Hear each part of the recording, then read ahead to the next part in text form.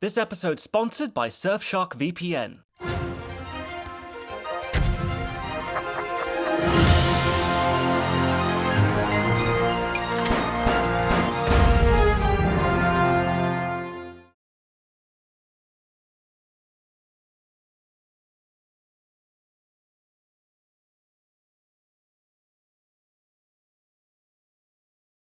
Hello and welcome, history buffs. My name is Nick Hodges, and today we're going to revisit the war to end all wars with 1917.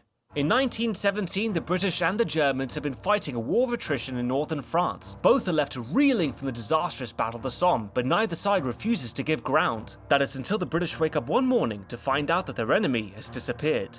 After initial reconnaissance, it appears the Germans are retreating. Taking advantage of the situation, the 2nd Devons Division are sent after them. But after analysing some aerial data, the British High Command soon realised the Germans haven't run away, but are consolidating their defences. The British are about to walk into a trap. This is the premise of 1917. Two boys, Lance Corporals Blake and Schofield, are sent on a mission to stop the British attack on the new German front before it's too late. At stake are 1,600 British lives. To get there, the two boys must cross the dangerous land between the two fronts known as No Man's Land and venture out behind enemy lines. But how much of 1917 is fact and how much is fiction? Do its visuals accurately portray no man's land and life in the trenches? Although 1917 is a work of historical fiction, it is based on very real events. In this review, we'll take a look at the inspiration behind the film to see how accurate it is compared to World War I history and find out if it faithfully recreated the horrors of trench warfare. This is 1917.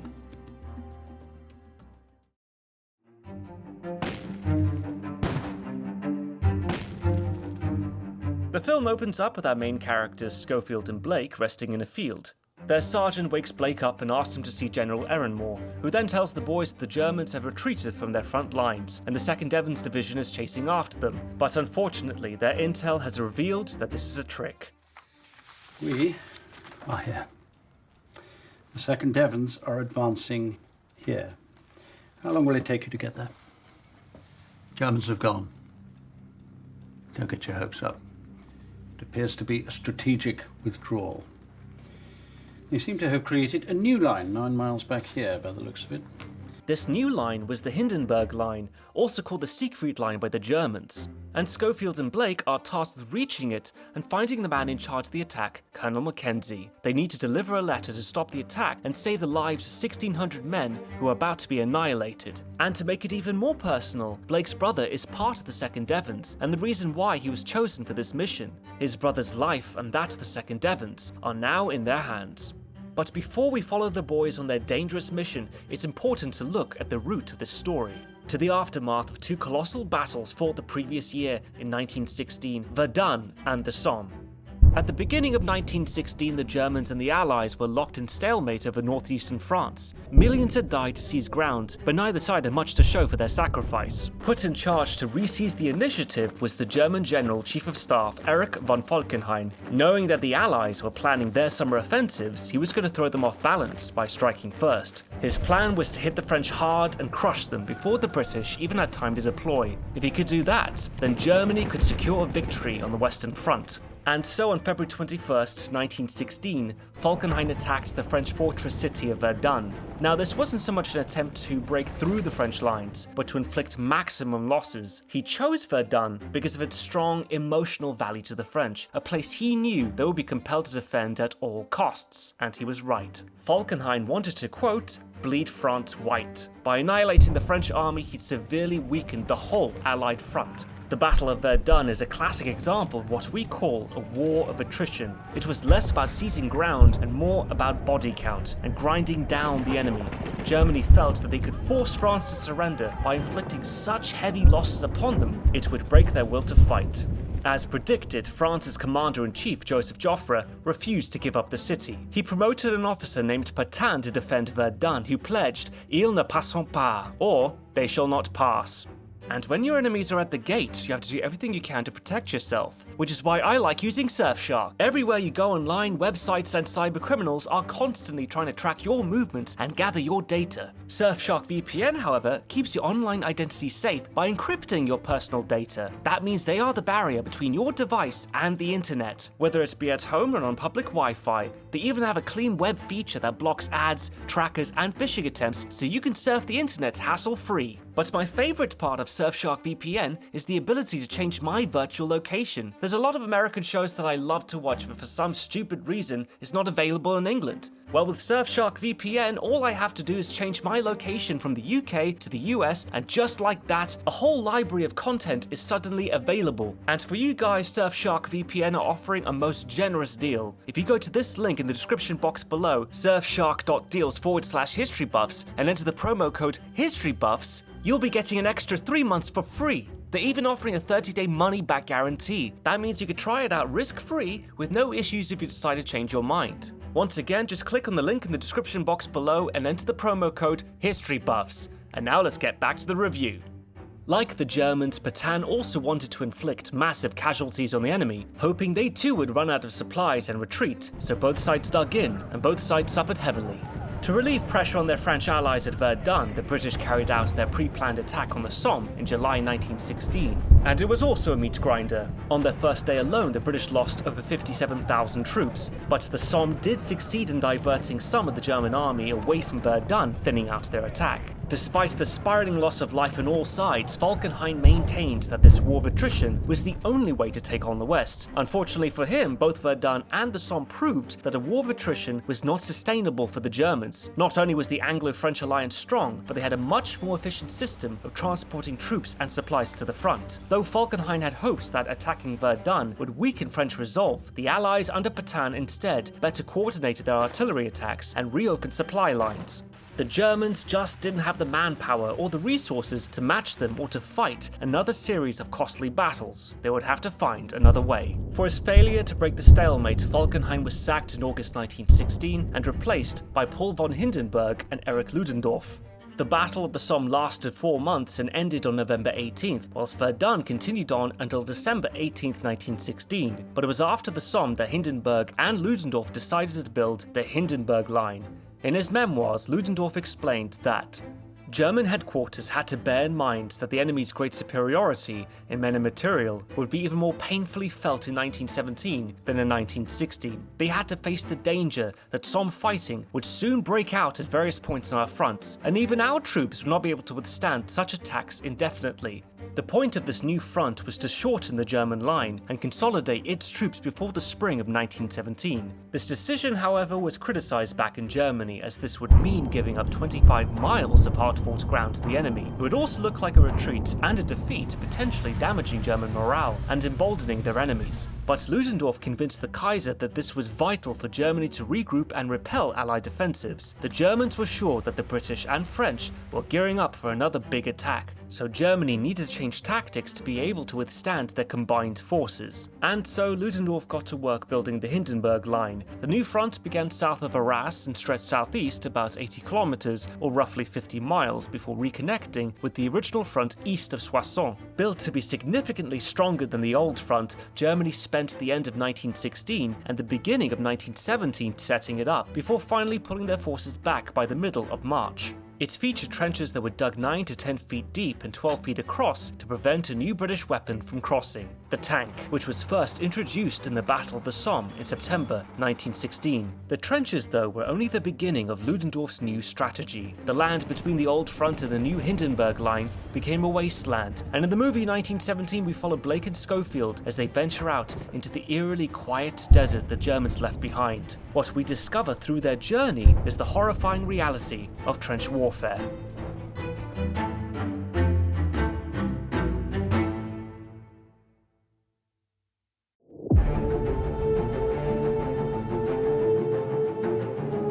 When Blake and Schofield steel themselves to climb over the trench wall, they're prepared to meet an onslaught of German fire. After all, sticking your head above ground has always been a sure way of getting sniped. But as the two go over the top, they're stunned to find that the Germans really did fall back as General Ehrenmohr told them.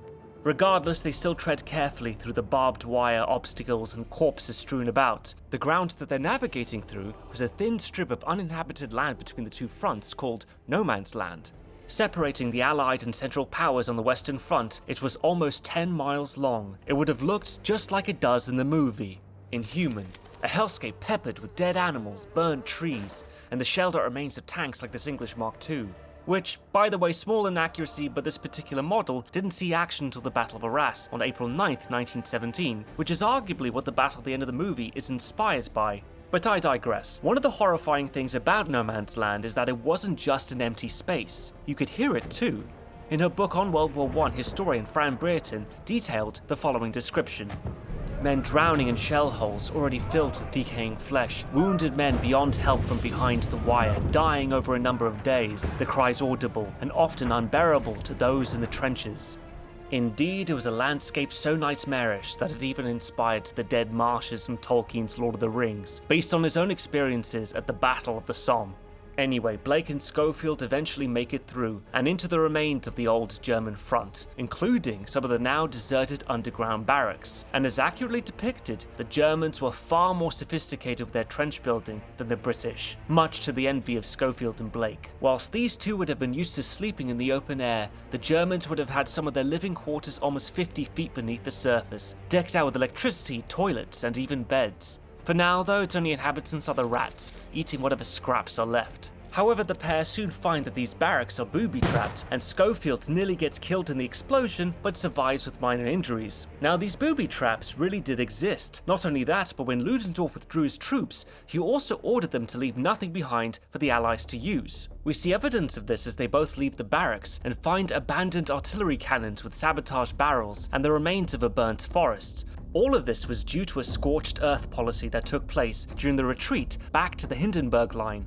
It was known as Operation Olberich. Wells were filled in or poisoned, railway lines were ripped out, buildings were demolished, even the animals were slaughtered. Mass destruction became a definable feature of the plan. As the Germans regrouped to their new line, they destroyed almost everything in their path. For instance, the town of Bapaume, which is directly between the old and new German fronts, was obliterated in less than an hour. And I have to say, in my opinion, the film does a great job of showing the immense destruction from Operation Olberich, although it does get the date wrong. Several scenes in the movie make it seem like this operation was happening during the events of the film on April 6th and 7th, 1917, but in reality this was a month after the operation ended. Also, this is a bit of a nitpick, but those artillery cannons are way too close to the front. In real life, they would have been miles away, not only to keep them safe, but because they had such a long range. Putting them this close to the front, practically point-blank range, would have resulted in many of their shells just to fly over the British and miss them completely.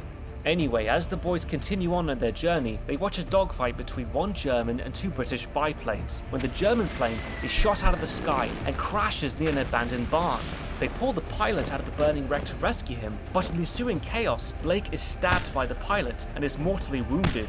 Though shocking and pretty early in the movie, what I do like about Blake's death scene is that it shows the unpredictability of war and its consequences. Death could come at any moment, a fact that every World War I soldier had to face every single day. Despite the loss of his friend, Schofield takes the letter intended for the 2nd Devon's Division and continues on the mission. He meets a captain who had just passed through the now destroyed Bapaume and offers to bring Schofield to Acouste-sur-Mer, 6 miles northeast. They get close, but can't cross into the city due to a broken bridge. Schofield leaves the convoy and heads out on his own, but as he begins to cross the bridge to Acouste, he comes under sniper fire. He eventually makes it through and finds the German sniper in the top of an abandoned watchtower, but when he shoots him, he is knocked unconscious.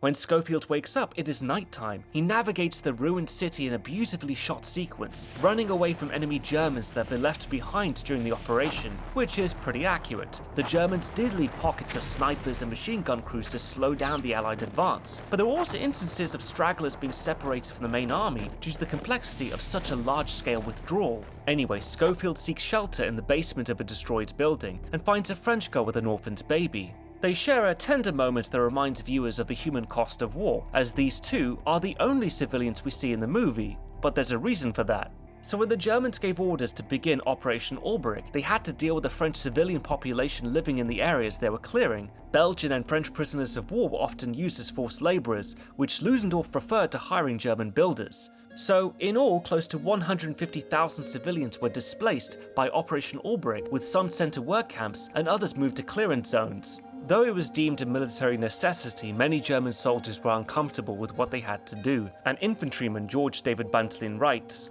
"Today, February 18, 1917, all inhabitants of the village are to be evacuated. A desolate sight, these roughly 500 people, women, children, and old folk with a few bits of possessions, gathered together on the market square on a rainy Sunday morning. How miserable it must be to leave house and property to head for an uncertain future. But not all the people were moved to safety. Some women, children, and old men were left behind with little to no rations of food, living in destroyed villages. So when we see the woman and child alone in a ruined building, we get the feeling that she either hid from the Germans or was purposely left behind.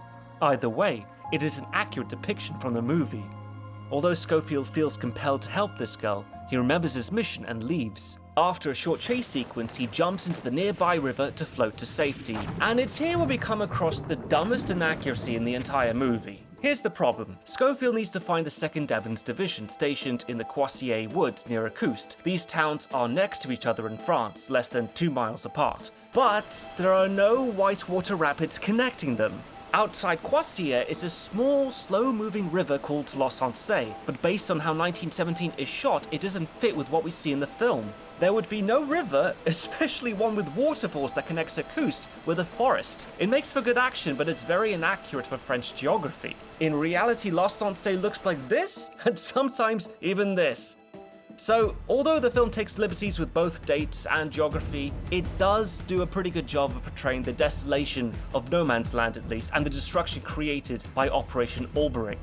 It's a place that was constructed to be devoid of humanity, but Schofield still manages to find some in the ruined Acoust. Exhausted, bruised, and with some pretty serious injuries, Schofield floats down L'Ossensé, getting ever closer to finding the 2nd Devon's Division.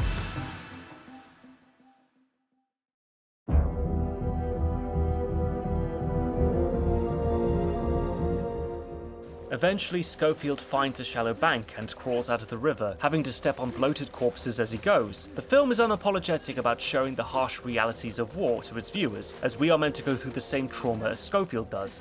He hears singing faintly in the distance and stumbles towards it. A group of British soldiers are listening to a man sing Poor Wayfaring Stranger, an American folk song from the mid-19th century about facing death and hoping for a better afterlife. A fitting choice for a group of boys about to rush to their deaths. Schofield by this point looks bedraggled, having survived and experienced so much in the past few hours. Believing he's too late to complete his mission, the emotional moments leaves him bereft, until the other soldiers notice and reach out to him.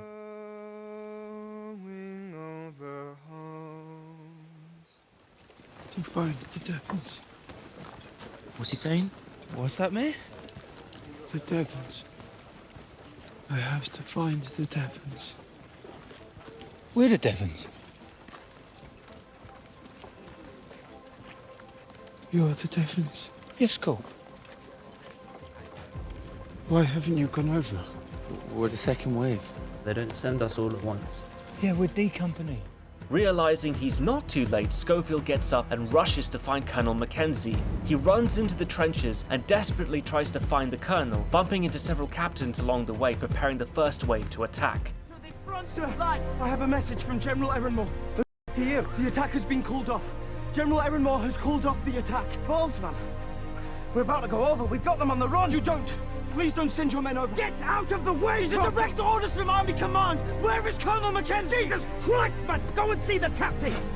Schofield continues to stumble through the trenches, seeing men lined up and ready to charge over the top into the ambush. And though it's not directly referenced, I believe this is meant to be, or at least inspired by, the Battle of Arras, a British offensive fought a few days after the events of the movie on April 9th, 1917. In response to the German retreat to the Hindenburg Line, French Commander-in-Chief Robert Nivelle believed that the Allies could break through the German defences in a giant coordinated attack. The Battle of Arras was one part of what was called the Nivelle Offensive. There was another one 50 miles to the south at N. However, the German line withstood the attack until the French called it off on May 15th. Now, Arras is only 10 miles from Acoust and 8 miles from the Coursier Woods, so the film is likely depicting this battle, even though it is a little off the mark in terms of the date and location. In any case, Schofield is running out of time and asks another captain where to find Mackenzie. orders to stop this attack! What? Where is Colonel Mackenzie? He's further up the line. How far? 300 yards. He's in a cut and cover. You'll have to wait until the first wave goes over.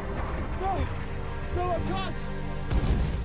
Unable to wait any longer, Schofield makes the daring move to climb out of the trench and run straight for the cut and cover, knowing he could be shot any moment. And here we have the most iconic scene in the movie. As the first wave of soldiers charge, Schofield runs perpendicular to them, dodging artillery shells and bullets alike. It's a cool sequence and very nail-biting, but I must admit, it is a little silly. Never mind the shrapnel flying everywhere, the blast wave alone, given how close those explosions are, would rupture his eardrums and internal organs. The likelihood of him walking away from that without a scratch is slim to none. But luckily for the rest of the men waiting their turn in the trenches, Schofield does make it to his destination, where he tries to push his way past the guards. He manages to squeeze by and finds Colonel Mackenzie inside. And in this pivotal scene, Schofield tries to persuade Colonel Mackenzie to read the letter from General Ehrenmoor. Colonel Mackenzie! Everything there. This attack is not to go ahead! You have been ordered to stop! You have to stop! Who the hell are you? Lance Corporal Schofield, sir. 8th. I have orders from General Ehrenmoor to call off this attack. You're too late, Lance Corporal. Sir, these orders are from Army Command. You have to read them. So we held back the second wave, sir? No, Major. Hesitate now, we lose. Victory's only 500 yards away. Sir, please read the letter. I have heard it all before. I'm not going to wait until dusk or for fog. I'm not calling back my men only to send them out there again tomorrow. Not when we've got the bastards on the run. This is their last stand. The Germans planned this, sir. They've been planning it for months. They want you to attack. Read the letter.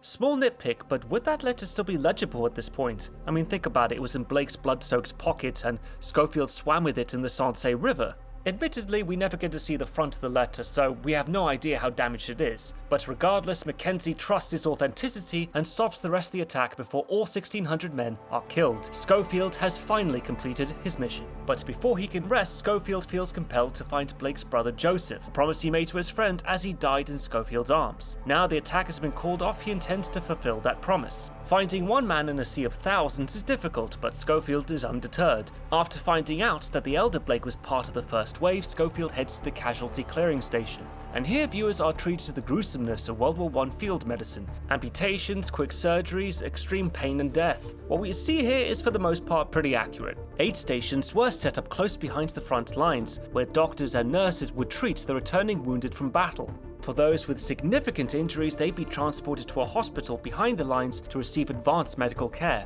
The only criticism I may have about this aid station is that it doesn't seem that well protected. It's out in an open field and very exposed to artillery, but in the context of the movie, maybe they just put it together at the last minute and intend to fix the problem later. Against all odds, Schofield finds Lieutenant Blake, alive and well, outside the medical tents, and what follows is the most touching part of the movie. I'm from the 8th. What the hell are you doing here? I was sent here to deliver a message. The 8th? You must know my brother. I was sent here with him. Tom's here. Where is he?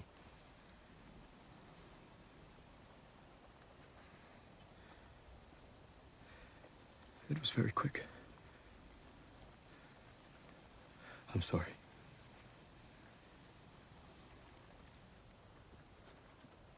What's your name? Schofield, sir. Sorry, what? It's Schofield, sir. William Schofield. Well.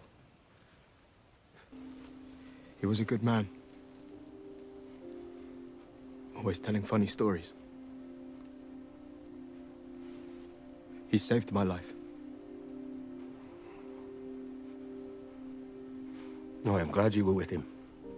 The two men shake hands and Schofield departs, heading towards a lone tree in the background. His story and our movie ends here, with the Lance Corporal thinking of his family waiting for him back home. 1917 is a beautiful piece of historical fiction set in an often overlooked period of World War I history, and I absolutely love it. The unique feature of this film is that it's shown as one continuous take. The director, Sam Mendes, wanted the audience to feel as though they were part of the story. And as the film ends, we see that it's dedicated to Lance Corporal Alfred Mendes, the director's grandfather. Like Blake and Schofield, Alfred Mendes was a runner in World War I and told stories of having to cross into no man's land. 1917 is Mendes' way of paying tribute to his grandfather and all those who perished in the Great War. By having the audience follow along with Schofield in real time, it feels as if we too are experiencing the trauma of that war. For the most part, 1917 is pretty accurate, even though it takes a few liberties to heighten the drama. It's hard not to laugh at the whitewater rapids cutting through the flat French countryside, or Schofield shrugging off explosions all around him like an action hero. It's also curious that the film is set on April 6, 1917, the date that the US officially joined the war, considering the story doesn't feature the Americans at all. Perhaps it should have been set on April 8th to line up with the beginning of the Battle of Arras, when Schofield eventually makes it to the new front line. But because the characters and the situation in this film are fictional, I can excuse the fact that it plays a little loose with the dates and locations. In any case, 1917 is a must-watch for history buffs, especially those of you who love a good war film or enjoy unique cinematography and storytelling. Though the director took some liberties to create a more Hollywood cinematic experience, the viewers are left feeling like Schofield at the end of the film, overcome by the brutality and senselessness of war, but still filled with hope for the future. It's a brilliant film that deserves a watch, if not for the human story, then for the historical portrayal of World War I battlefields and trenches. Well, that about wraps it up. Once again, thanks to today's sponsor, Surfshark VPN. Remember to click on the link in the description box below for your exclusive deal. My name is Nick Hodges, and thanks for watching History Buffs. And remember, if you like the show, help the channel grow. If you wish to support History Buffs, then you can now do so at Patreon. And as always, let me know what you thought about 1917. And of course, what historical movie should I review next? In the meantime, check out the History Buffs Twitter and Facebook pages for new updates. Until then, I'll see you next time.